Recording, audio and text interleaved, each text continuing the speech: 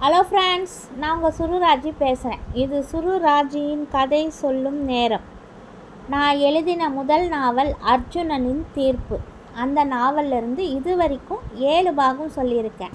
முதல் பாகத்தில் ஒரு கொலை நடக்குது, அதை கண்டுபிடிக்க அர்ஜுன் வரான்.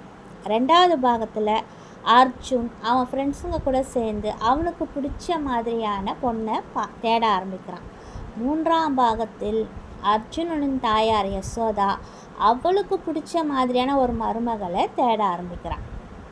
4ஆம் பாகத்தில் அர்ஜுனனின் தாயார் யசோதாவும் அவந்திகாவும் ஒரு கோவிலில் சந்திக்கிறாங்க.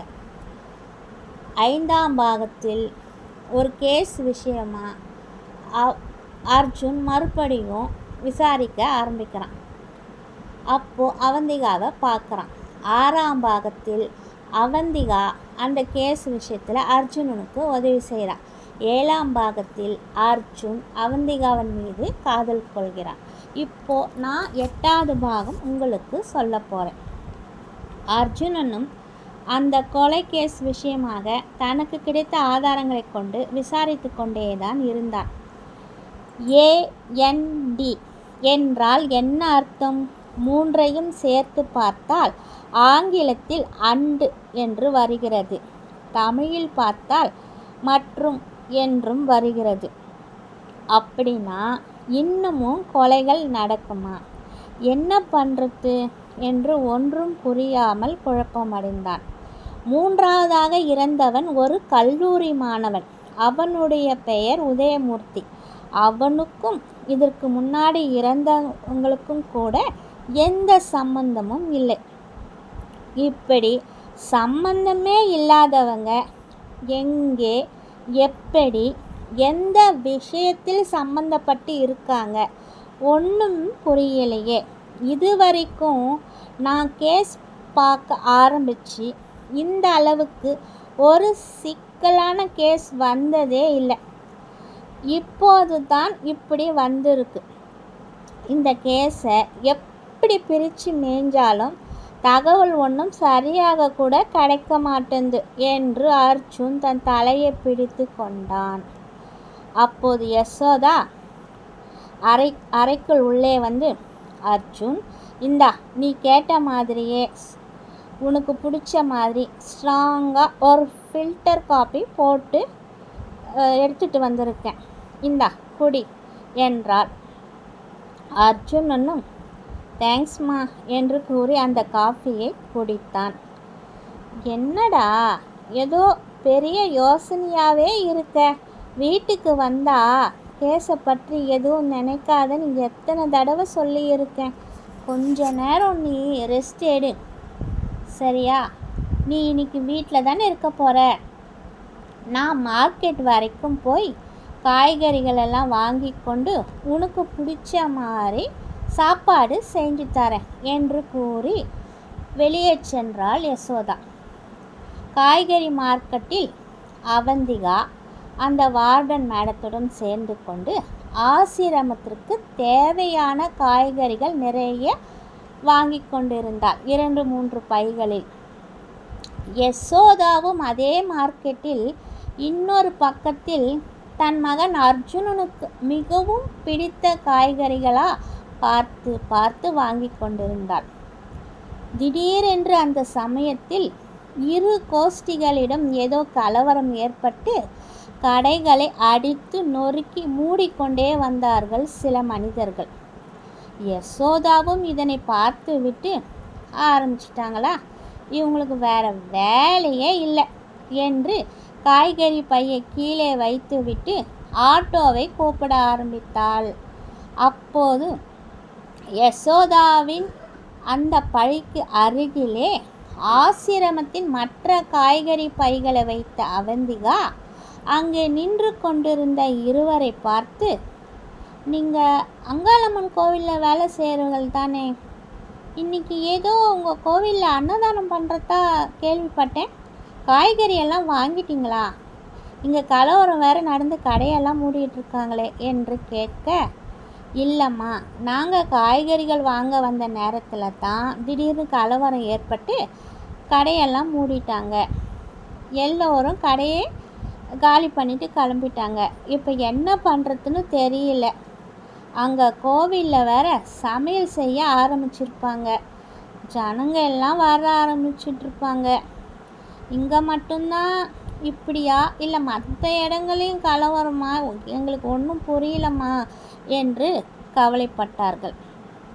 உடனே அவந்திகா அந்த வார்டனிடம் பேசி அவர்களை சமாளிக்க வைத்து, பரவாயில்ல, நாங்கள் வாங்கின காய்கறிகளை கொண்டு போய் உங்கள் கோவிலில் அன்னதானம் செய்யுங்க.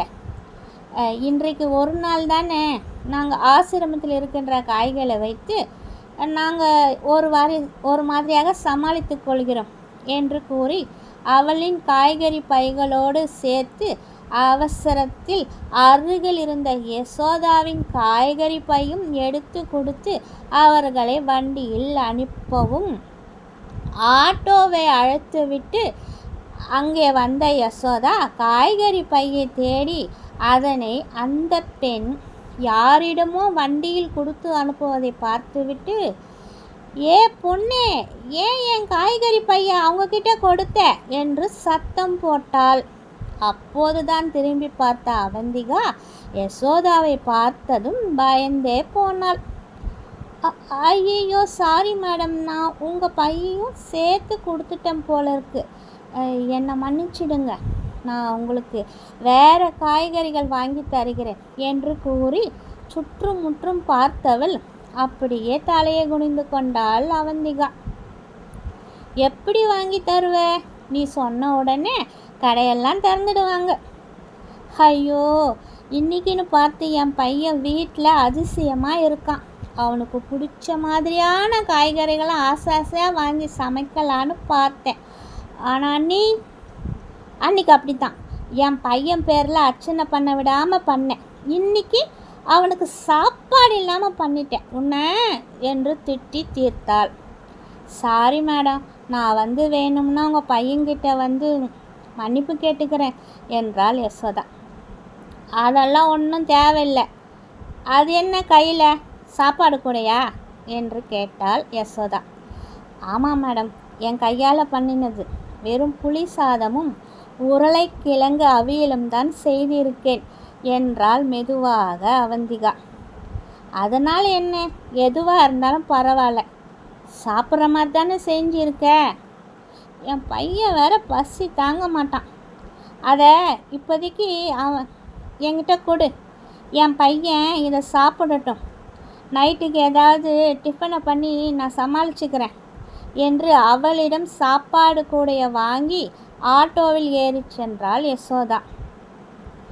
என்ன அவந்திகா, அவங்க உரிமையோடு உன் சாப்பாடு கூட எடுத்துகிட்டு போயிட்டாங்க என்று வார்டன் கேட்க, பரவாயில்ல விடுங்க மேடம், அதனால் அவங்க பையனுக்கு பசி தீர்த்தால் போதும் என்று கூறினாள் அவந்திகா.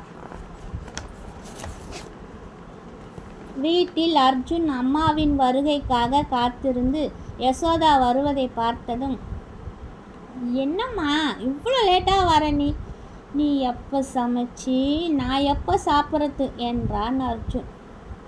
இருடா, புலம்பாத, வர வழியில் டிராஃபிக் வேற, காய்கறி கடையிலையும் ஒரே கலட்டா, எந்த காயும் வாங்க முடியல. இந்தா, இதில் உனக்கு சாப்பாடு இருக்குது, சாப்பிடு என்று டிஃபன் பாக்ஸை தந்தார்.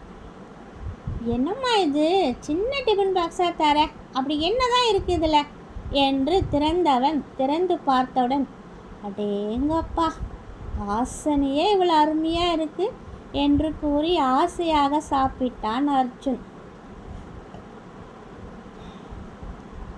டேஸ்ட்டும் ரொம்ப நல்லாவே இருக்குது. ஆமாம், நீ இதை எந்த கடையில் வாங்கின என்று கேட்டான். இப்போ தான் புதுசாக ஒரு அம்மன் கோவில் திறந்துருக்காங்க, அந்த அம்மன் கொடுத்த பிரசாதம்தான், அது சாப்பிடு என்றாள் யசோதா. உண்மையிலே ரொம்ப அருமையாக இருக்குமா என்று கூறி அனைத்தையும் சாப்பிட ஆரம்பித்தான் அர்ஜுன். அவன் சாப்பிடுவதை பார்த்ததும் யசோதாவுக்கும் ஆசை வந்தது. டேய், எனக்கும் கொஞ்சம் தாடா, டேஸ்ட் எப்படி இருக்குன்னு நானும் பார்க்குறேன் என்றாள். சாரிம்மா, நீ என்கிட்ட எதை வேணும்னாலும் கேளு, ஆனால் இதை மட்டும் கேட்காத, எனக்கே பத்தலை, இன்னும் தந்தா கூட நான் நிறைய சாப்பிடுவேன் என்று கூறி அந்த புளி சாதத்தையும் உருளைக்கிழங்கு அவியலையும் நன்றாக சாப்பிட்டு முடித்தான். யசோதாவும் அடாடா, கோபத்தில் மறுபடியும் அந்த பொண்ணு பேரை கேட்காம வந்து விட்டமே என்று தன் மனதுக்குள் சொல்லி வருத்தப்பட்டாள். இத்துடன் என்னுடைய 8வது பாகத்தை முடித்து கொள்கின்றேன். மீண்டும் 9வது பாகத்தில் உங்களை சந்திக்க விரும்புகிறேன். இது சுரு ராஜியின் கதை சொல்லும் நேரம். பாய்.